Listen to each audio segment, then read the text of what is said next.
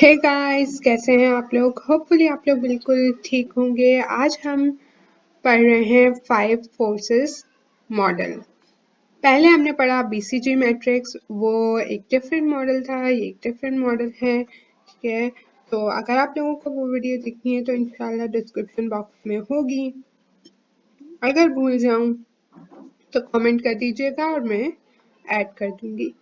Anyways, तो ये एक मॉडल है जो यूजुअली क्या हमेशा ही जो एक कंपनी न्यू स्टार्ट हो रही है, आप स्टार्टअप कर रहे हैं, वो यूज करती हैं फॉर इंडस्ट्रियल एनालिसिस कि अगर मैं इस एक कंपनी में जा रहा हूँ तो इसकी क्या सिचुएशन है अभी, वो हम इस मॉडल से पता लगाते हैं। ठीक है, तो 5 फोर्सेस हैं जो डिटरमाइन करती हैं कि इंडस्ट्री कितनी अट्रैक्टिव है एंड प्रॉफिटेबल है। राइट, वो अट्रैक्टिव है यानी आपको जाना चाहिए कि नहीं, और अगर आप जाते हैं तो आप कितना प्रॉफिट ले सकते हैं इंडस्ट्री से। अब वो 5 फोर्सेस क्या हैं मैं आपको बताती हूँ अभी। ठीक है, तो ये आपका मॉडल है। एक है intensity of rivalry among current competitors, कि किस हद तक कंपटीशन है जो लोग अभी इंडस्ट्री में हैं उनका आपस में। Then comes buyers, substitute, suppliers, new entrants. अब इस एक एक को हम अभी स्टडी करेंगे आगे। ओके, सबसे पहली चीज है थ्रेट ऑफ न्यू कमर्स का इंडस्ट्री में आने का उनका कितना खतरा है, क्या कितना इजी है इंडस्ट्री में आना, कितने लोग आते हैं। अब एक इंडस्ट्री में बहुत लोग आते हैं तो आपको कस्टमर बनाने के लिए बहुत मेहनत करनी पड़ेगी। लेकिन अगर एक इंडस्ट्री में कम लोग हैं, इतने लोग नहीं एंटर होते, तो वहां पे आप इजीली अपनी पोजीशन बना सकते हैं, वहां पे आपको उतनी मेहनत नहीं करनी पड़ेगी। अब जिस इंडस्ट्री में ज्यादा लोग आते हैं और बहुत ज्यादा लोगों के आने का खतरा होता है, तो वहां क्या होगा, आप जो है प्राइसेस लो रखोगे। ठीक है, आप उनको इंसेंटिव्स दोगे अपने कस्टमर्स को के वो बने। आप पहले पहले हो सकता है बहुत प्रमोशंस डालेंगे, एंड देन जब लोगों ने आपकी चीजें ट्राई कर ली, आपके प्रोडक्ट्स ट्राई कर लिए, फिर आप अपना नॉर्मल प्राइसेस पे नॉर्मली बिजनेस रन करना स्टार्ट करेंगे। उसके बाद आता है थ्रेट ऑफ सब्सटीट्यूट, यानी क्या आपके प्रोडक्ट, क्या आपकी इंडस्ट्री में जो प्रोडक्ट्स हैं वो किसी दूसरी इंडस्ट्री के प्रोडक्ट्स से सब्सटीट्यूट हो सकते हैं। सब्सटीट्यूट यानी मैं आप अगर एक चीज, मेरी इंडस्ट्री के प्रोडक्ट के प्राइसेस बढ़े तो आप वही काम दूसरे प्रोडक्ट से भी ले सकते हैं। अगर ले सकते हैं, और कितना सब्सटीट्यूट है, एक तो होता है ना 100% सब्सटीट्यूट। एग्जाम्पल दे, मैं आपको 2 पेन दूं, एक 5 रुपीज की, एक 10 की, आप बोलोगे यार मुझे लिखना ही है और मैं लिखता भी इतना नहीं हूँ, अब तो हम सब कंप्यूटर पे काम करते हैं, 5 रुपए वाली मुझे दे दो। ठीक है, तो दोनों एक दूसरे के परफेक्ट सब्सटीट्यूट है। तो ये चीज आपको देखनी होगी कि क्या आपकी वही नीड जो आप इस इंडस्ट्री में प्रोडक्ट दे रहे हो, वही नीड कोई दूसरी इंडस्ट्री का प्रोडक्ट भी फुलफिल करता है कि नहीं। अगर ज्यादा सब्सटीट्यूट हैं तो आप प्राइसेस कम रखोगे, कम सब्सटीट्यूट हैं तो आप मोनोपोली होगी आपकी, कुछ लोग होंगे वही इंडस्ट्री में रन कर रहे होंगे।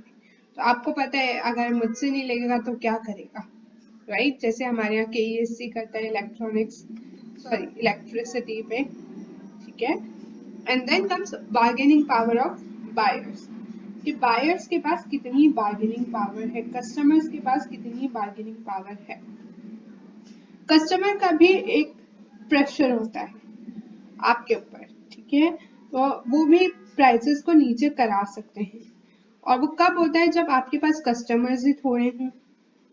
ठीक है, और अगर सप्लायर्स बहुत ज्यादा है, इंडस्ट्री में प्लेयर्स बहुत ज्यादा हैं, लोग बहुत ज्यादा हैं, आराम से एक इंसान जो आपसे खरीद रहा था, अगर आपकी प्राइसेस उसको पसंद नहीं आई, वो दूसरे किसी कंपनी से खरीद सकता है। तो आपके पास क्या है, कस्टमर्स के पास हाई बार्गेनिंग पावर है, वो आपकी प्राइसेस कम करवा सकते हैं। आप बिजनेस तो करना चाहते हैं ना, ठीक है। एंड देन ये भी हो सकता है कि आपके कस्टमर्स थोड़े से ही हैं और वो बल्क में खरीदते हैं, तो अगर वो खरीदना बंद कर देंगे तो आप क्यों हो बिजनेस में, राइट? तो उनके पास भी पावर है। और इसी तरह से जिन कस्टमर्स के पास पावर है, अगर बार्गेनिंग पावर ज्यादा है तो आप उन्हीं के हिसाब से प्राइसेस रखोगे, अगर कम है तो आप अपनी मर्जी से प्राइसेस अपने हिसाब से अपना बिजनेस रन करोगे। Bargaining power of suppliers. अब सप्लायर्स के पास भी पावर होती है, ठीक है। क्या होता है कि अगर आपके पास बहुत कम सप्लायर्स हैं, इंडस्ट्री में है ही एक दो, और उनको पता है कि हमसे नहीं लेगा तो कहाँ से लेगा, राइट? तो उनके पास ज्यादा बार्गेनिंग पावर होती है।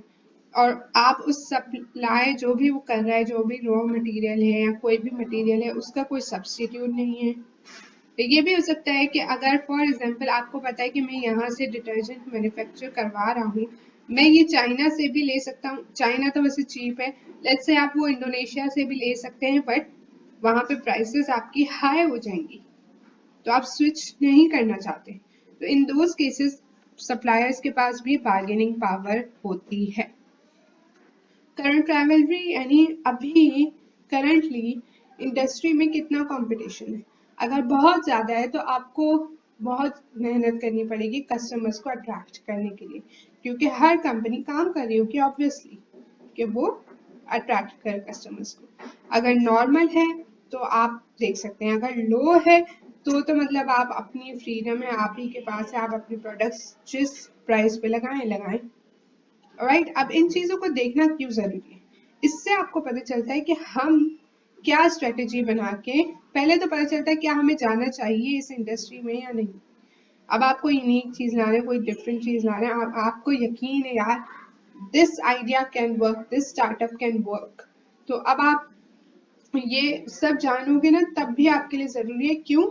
क्योंकि उससे आपको पता चलेगा कि आप किस तरह से एंट्री करो, आपकी स्ट्रेटेजी क्या होनी चाहिए, right? And that's it for this video. I really hope आपको समझ आया। इफ आया तो make sure to give this video a thumbs up, do subscribe and share, and I will see you guys in my next video. Bye guys.